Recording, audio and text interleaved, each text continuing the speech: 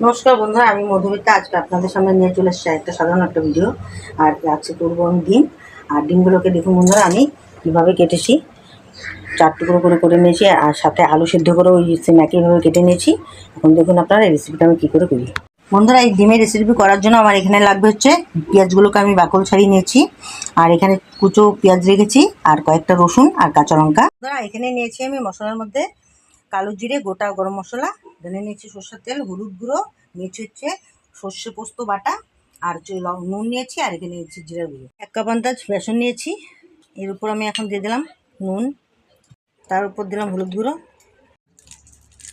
দিয়ে দিলাম বেসনটার উপর খানিকটা পরিমাণ জল, মেখে নেব। ভালো করে মেখে নিয়েছি। আমি বেশি ঘন করিনি, পাতলা করিনি। এখন আমি ডিমগুলোকে ভেজে নেব। বন্ধুরা, কড়া গরম হয়ে গেছে। কড়াইয়ের উপর দিয়ে দিলাম আমি পরিমাণ মতো সরষের তেল। এখানে যে আমি ডিমগুলো দিয়ে দেখুন বন্ধুরা, আমি এখানে 4টা ডিম নিয়েছি। ডিমটাকে আমি 4 টুকরো করে নিয়েছি একটা ডিমকে, আর সেইভাবে আমি 2টো আলু সিদ্ধ করে নিয়েছি। ঠিক আছে, এখন আমি ডিমগুলোকে ভেজে নেব। এটাকে একটু চুবিয়ে নিলাম।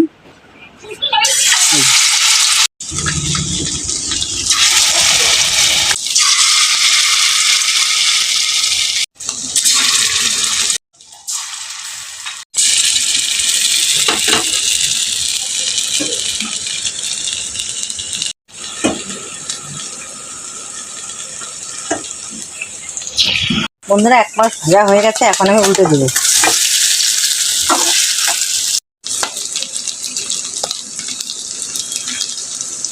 এবার ডিমটাকে উল্টে দেবো।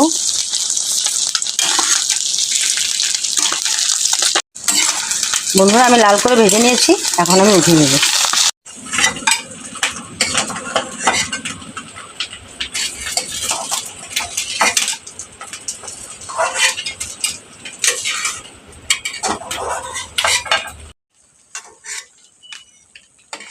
বন্ধুরা, এগুলোকে আমি বেসন দিয়ে সুন্দর করে ভেজে নিয়েছি। বন্ধুরা, এখন আমি দিয়ে দিলাম কড়াতে পরিমাণ মতো সরষের তেল।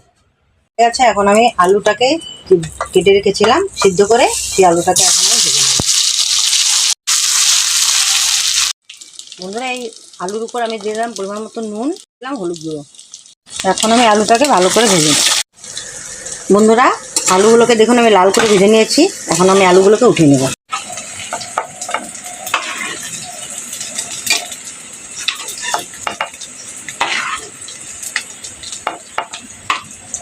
বন্ধুরা, তেলের মধ্যে আমি দিয়ে দিলাম গোটা গরম মশলা, আর সাথে দিলাম কালো জিরে।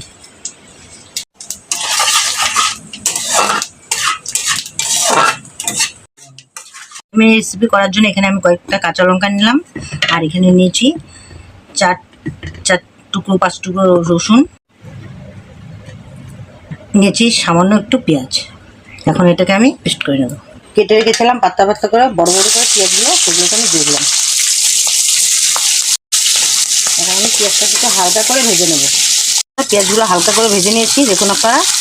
এখন এর উপর দিয়ে দেবো আমি একটু পেঁয়াজ পেস্ট করে নিয়েছি, সেটাকে আমি দিয়ে দিলাম।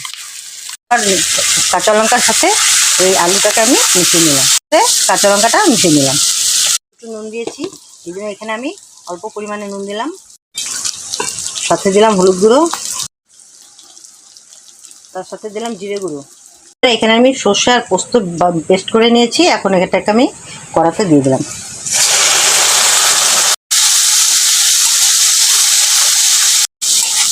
তোমরা দেখুন সর্ষে পোস্তটা দেওয়াতে গ্রেভিটা খুব সুন্দর হয়ে গেল। আর এখন এটাকে আমি সামান্য একটু কষিয়ে এটাতে আমি দিয়ে দেবো জল।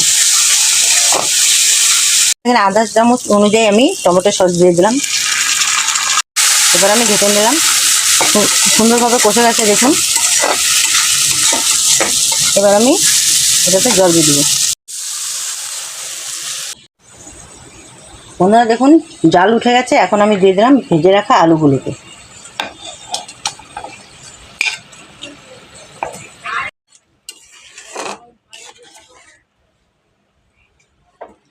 এরপর আমি দিয়ে দিলাম খাওয়া দাওয়া, আর ডিমগুলোকে দিয়ে দিচ্ছি।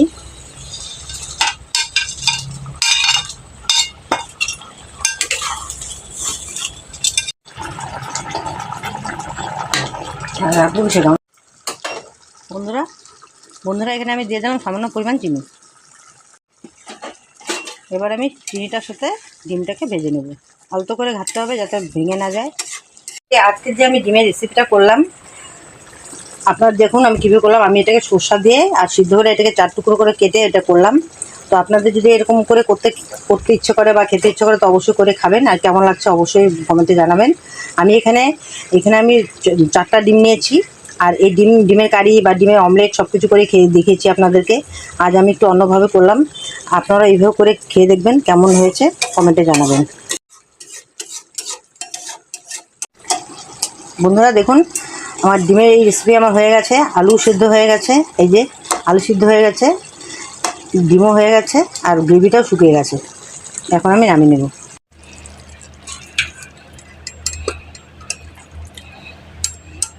বন্ধুরা এই ডিম দিয়ে আলুর যে রেসিপিটা আমি করলাম আপনাদের কেমন লাগলো অবশ্যই কমেন্ট করে জানাবেন। আর যদি ভিডিওটা ভালো লাগে থাকে তাহলে অবশ্যই লাইক শেয়ার সাবস্ক্রাইবটা করে দেবেন। আর আমার ফেসবুকে গিয়ে পেজটাকে ফলো করে দেবেন, সাপোর্ট করবেন, পাশে থাকবেন আর সুস্থ থাকবেন।